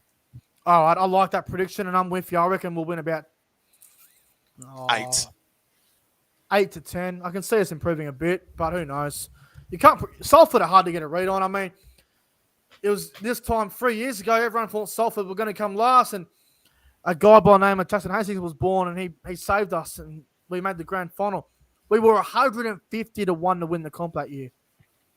And just quickly, and correct me if I'm wrong, did I overhear you say a couple of weeks ago that this is going to be their final season at their home ground as well, man? Yes, most likely, yes. They'll get up for a few games there, you'd imagine, mate.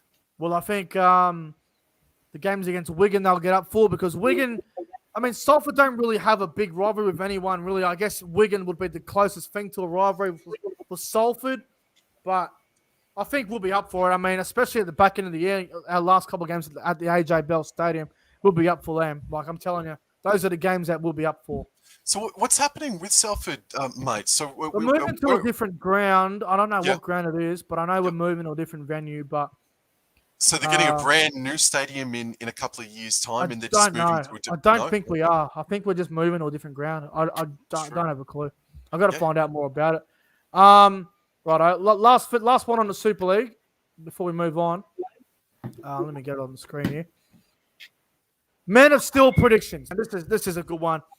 Who's going to win the Man of Steel in 2022? There's plenty of guys you can throw out there in the hat book. I want to start with you, Sam. Who is going to win the Man of Steel? With my bias hat on, Jake Connor is going to win it, and he's going to enable Hull FC to make the top 6. With my bias hat off, Aiden Caesar. Let's just go with Aiden Caesar, man. Good one. I don't mind that. ProEnzo Vidz, who is going to win the Man of Steel in 2022, in your opinion? Yeah, I was going to say the exact same as Sam, actually. I was going to say Aiden Caesar as well, because I had Leeds third. So I think he'll be a big reason why they go so well this year. So I'm backing Caesar. I'm going to go with the man from the black and whites, Jake Connor. I reckon Jake Connor is going to win Man of Steel. I think he's going to have the best season of his career yet. At fullback, he looks more comfortable. And if Josh Reynolds and Luke Gale can stay fit together, which I'm thinking they will, from what I've been hearing from Hull FC, mate, that combination, Connor, Reynolds, Gale, if that gels, Jake Connor will look even better than what he already has. So Jake Connor is my tip for Man of Steel. There's so many guys you could really go with. I mean, there's obviously guys like Mitchell Pearce, Sam Tompkins, Johnny Lomax, Lachlan Coots, Paul McShane from the Castle for Tigers. Some people reckon Croft and Cusp. I can't see that happening. But we'll see. It's going to be a great year, and we're only 20 days away from it all getting underway. And I am absolutely pumped for the season to get underway very soon. Very keen. All right. Well, I don't know where the rest of the guests are tonight. I was waiting for a few more to jump on. Haven't heard from them on Instagram. I don't know what's happened to them. But we're going to get into a fun segment that I enjoy, and a lot of people enjoy it as well. And that is the gambling segment. That'll be happening in about 11 minutes' time. I'll just have a look when the next race is on. So in 11 minutes, it will be the gambling segment with Nick from Australia. I'll be throwing some money in to Ladbrokes, and I'll be trying to get some money, trying to get some wins. So that'll be about 10 minutes' time. But until then, let's talk about something else. I'm just looking on the screen here if I've written anything else down. Well, I don't know where everyone else is going. Everyone's just faded off tonight. But ProEnzo Vidz, mate, what's the plan for tomorrow night for your channel? Do you have any upcoming videos that we can all look forward to for tomorrow night? Look, there'll be something. I'm not sure what I will be uploading, but there's going to be a video tomorrow. Might be a reaction video. Could be something to do with a bit of news that's been going around. One of those sort of things. But yeah, there will be an upload tomorrow night. Yes, there will be. Actually, I just remembered as well. Tomorrow morning, the NFL playoffs are on as well. Sam, NFL playoffs tomorrow. How keen are you? I'm so keen, man. I'm so keen for it. I'll give you my tips, eh? I'll give you my tips for the NFL. Please do. All right. Let me get the games here. Here we go. It's 8:30 a.m., eh? Tennessee Titans and the Bengals. I think... Oh, look. I don't know. Fuck all about NFL, but I know the Titans had a week off, didn't they? They're fresh, aren't they? So the Tennessee Titans are welcoming back King Derrick Henry, running back for the Tennessee Titans. He has been injured for 3/4 of the season, and before he got injured, he was at high levels of yards, and those have kept him inside the top 10. So if he comes on tomorrow and hits the ground running, I see the Tennessee Titans beating the Cincinnati Bengals in what could be a very, very fun game of NFL. I'm going to go the Bengals because fuck the Titans and everything to do with them. Fuck all the Titans teams. Fuck them all. Gold Coast, Tennessee, Switzerland Titans, wherever the fuck there's other Titans teams. Fuck all Titans, I say. Yeah. Warriors and World Fanatic says, no, not many viewers tonight. Bro, we had about 35 people here before for a good 20 minutes. So I don't know what you're on about, bro. I think you're a bit off of that with that. I'm going to go the Bengals, Sam. I think the Bengals will win. I'm going with the Bengals. Be a huge upset, mate. It would be a It great would be a huge upset, would it? Yeah, I reckon the Bengals. Massive. They're paying $2.55 at the moment, so not a bad price. Lorenzo, Tennessee or Bengals? You probably got no idea as well, but who do you reckon will win? Yeah, I don't watch NFL. Don't know anything about it, but Bengals, yeah, why not? And the other game is at 12:15. The Green Bay Packers and San Francisco 49ers. Everyone's been high on the fucking 49ers, haven't they? Yes, good reason so, because they've been having players returning. But last week, while they were good for the first half, they dropped off dreadfully in the second.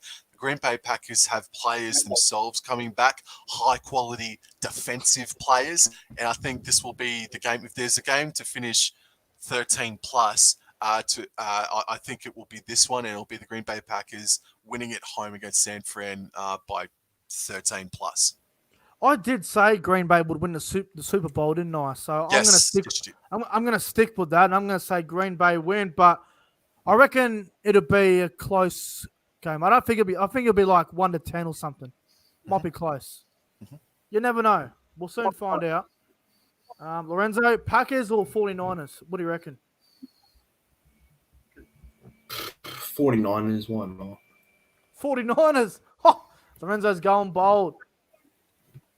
Someone in the chat says, Nick, what do you do? I don't watch any close. I will not be revealing that on here. You have to message me privately about that one, Dan. I don't just come on here and tell you what I'm doing for work. You have to message me privately about that. When's this race jumping on? 5 minutes, so we'll get that on in a couple minutes' time. But Sam, Lorenzo, do you guys plan on going to many NRL games this year? I know it's a while away. Still got a while to figure out. But besides, obviously, Lorenzo, I know you're going to Magic Round, and Sam, I know you're not going to Magic Round now. But sadly, you're not going. Any games you're going to aim to attend to this year? Lorenzo? Yeah, I'll go first. That's all right.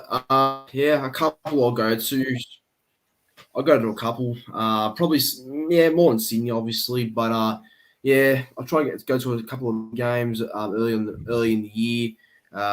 Maybe some games at like Bankwest or Combank now. But yeah, games like that happen there, I'll probably try and go to. And of course, Magic Round. Magic Round's going to be a great time. And I can't wait to meet the rest of the lads there. It's going to be fun. And for everyone else that's going, can't wait to meet them as well. I can't wait for Magic Round. I genuinely can't wait. It'll be the best fucking weekend. Sam, are you? So the game I'm thinking about, you're probably going to go to the Canberra Cowboys game, right? Down in Canberra. With fucking bells on, Nick. With fucking bells on, mate. Thursday, Easter Thursday game on Channel 9, man, and I think tickets go on sale in mid to late February. So as soon as they do, I'll snap them up and shit. It's going to be such an emotional day. Like, I don't mean to pump up my own tires and make it over dramatic, but like the last time I'll see Raiders versus Cowboys in Canberra before I move to Queensland later on in the year, man. Fuck, man. It's going to be such an emotional fucking day, man. I'm going to be up for it.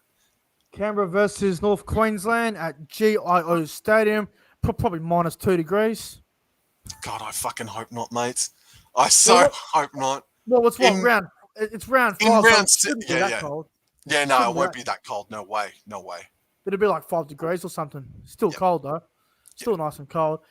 I'll probably go to the Broncos Cowboys in round 3. That'll definitely be so jealous of that, man. That's going to be such a special game. Sunday afternoon. I think it's 4 o'clock here, 3 o'clock up there. Sunday afternoon. It'll be a hot fucking day. You watch. I'll probably get sunburned like a lobster. Broncos and the Cowboys up at Suncorp Stadium. I am so keen for it, honestly. Hopefully we win. We haven't won that since 2020. Yeah, 2020, I believe our last win was there. Yeah. We didn't win that last year. We beat them in Townsville, but we didn't beat them in Brisbane. But the year before that, I think it was the other way around. They beat us in Townsville. We beat them at Brisbane at the end of later in the year. But yeah, I'm looking forward to it. Broncos and Cowboys in round number 3. I'll be there. There is a chance I could go to round 1 for Broncos South, but I'm not keen on round 1, so I'm not going to go. Fuck round 1. Round 2, again, there's nothing in round 2 for me. So round 3, I'll be out. Broncos and Cowboys will be good. I'll do a vlog, and when the game ends, I'll do a live review as I'm leaving the ground. I'll go live on YouTube. Hold my phone like this. I'll be live. It'll be fucking cool. Yeah, sweet. It'll be really cool. I'm looking forward to it. Looking forward to round number 3. All right. 3 minutes of the race. Let's get on the bets. Right, the gambling segment with me. Let's throw some money in and let's get a win. Let me just get this going here. What to back? That's the question, guys. What to back? You guys can let me know in the live chat what I should back. All right. I'm thinking about backing the 8 here. The 8 looks really good. I'm thinking about backing the 8. I backed the 8 earlier today. I won about $70 on it. $80 actually. All right. So the race is at where is it? Cannington race number 3. Race number 3. Cannington race 3. I'm going to go. I'm going the 8, boys. I'm going the 8. I like it. I think the 8's going to win. I'm going to put $20 on the 8. If I win, it's a $78 return. What do you guys reckon? Will it win? Yeah, no, my numbers in any, like, if it's horse or greyhounds, is 4 and 8. Always 4 and 8. Well, the 4 is the favourite with the 8, so True. maybe I should put them together in a quinella and see how it goes. I'll do that. 4 and 8 in a quinella just in case. I'll put $3 on it. We'll see how it goes. Lorenzo, what number is going to win this race? I'd say 6. 6. Bold call. $7.50. Yeah. I'll chuck $3 on it. Try and get $22 back. Yeah, why not? And I'm also going to go with another quinella, guys. I'm going to go with the 8 and the 1 as well, just in case. So that's what I'm going with. I raced in 1 minute time. Yeah, fucking. I was having a bet today on the races, and it was sort of a very up and down day on the races today. I started off on the basketball today. I was betting on the basketball and didn't win anything there. I was watching the game this morning, Philadelphia versus the Los Angeles Clippers, and the fucking Clippers, right? Philadelphia led by 24 points at one point. Clippers came back and they beat them by 1. So that was a bit that was a bit fucking crazy. And then my team in the basketball, the Boston Celtics, we fucking lost to Portland. We blew that game. We fucked that game up as well. And I was having a few bets on the races at Sydney, at Ramwick there. I got a winner, which was $40. But it's funny, right? Because I was trying to get on, and the race already started, right? You know what I did? I fucking did the bet live thing. I chucked $7 on this horse to win, and it won me like $40. So that was cool. That was a really cool win.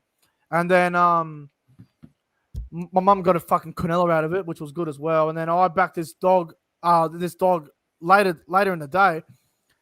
Actually, no, there was this horse on. I was getting a haircut, and I was having a bet on the horse while I was having a haircut. Put $6 on this horse, and it won.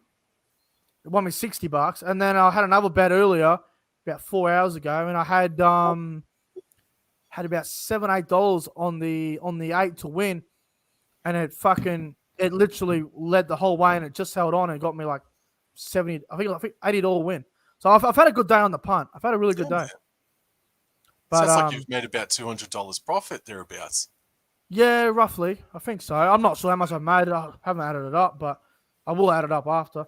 Here we go. Here's the race. Come on. Come on, the 8s. And the green light is on, and they're away, and here we go. Here we go. 8's going really well. Go, 8. Sam, you said 8 and 4, and that's looking pretty good right now. Yeah. Go on. Go, 8. Mate, 8's going to win this. I'm telling you right now. 4's coming second. Go 8 and 4. Go. If 8 wins, it's going to be a good win. Go, you cunts. I don't slow down now, you fuckwit. Keep going, you pink cunt. Go 8. Oh, fuck. Hold on, 8. Oh, I don't know. But I know I got the Quinella. I don't know if 8 held on, though. It's close. It's close. I'm looking at the replay. They gave it to the 4. Fuck. But that's all right. That's all right, though. Yeah. Even though I had $20 on the 8, I still got the Quinella, bro. Nice. I had $3 on the Quinella. It might not pay much, but the 8 just slowed down, bro, towards the end. It was leading by a mile. It was gone. But I still got the Quinella. The Quinella won't pay much. It was $4.50 winner and $4.20. And I guess the best part about it is the 8 was the favorite and it didn't win. So it was the equal second favorite and it was the favorite. So, you know, when you have a bet and you got the favorites and you got the prices and shit. Well, 8 was the favorite. 4 was the equal second favorite with the 5. So the equal second favorite won it and the 8 was the favorite and it got second. And they're both $4. So I had $3 on the Quinella, so it shouldn't pay too bad, to be honest. I'm just waiting for confirmation on what it actually paid. Now, I did throw $30 into Ladbrokes, so I'm interested to see what it paid. I mean, if it pays $30, that'd be all right. I mean, I threw $30 in, so hopefully it pays something like that. But I'll find out in a minute whenever it comes up on the screen, whatever it paid. But fuck, man, the 8 just fucking died down towards the end there. It just got done. Led the whole way. And I think it just ran out of gas, I guess. Well, that's all right. We got the Quinella. It says it paid about $10 in Queensland, so that's $30. But New South Wales and Victoria prices are different. So I'll find out in a minute what it actually paid. So I'll get back to that in a second. But Sam, mate, have you ever won much money on the horses or the dogs before on betting and stuff? I don't think so, bro. I think the most I've ever won is about 70 odd bucks, and that was at the Black Opal Stakes Day approximately 7 years ago, down here in Canberra at Thoroughbred Park. But yeah, no, I've never really had much luck on the greyhounds and horses, bro. They're very inconsistent, I'll tell you that much. Very inconsistent. Can't get a read on them, to be honest. I mean, one day you're on fire with them, and one day you're off. You're just not on. I don't know what it's going to pay this Quinella. Wish it would hurry up and pay me out. I think it paid $15 in New South Wales, but I backed it for Victoria. So it paid $9.90 in Queensland, which is, here we go.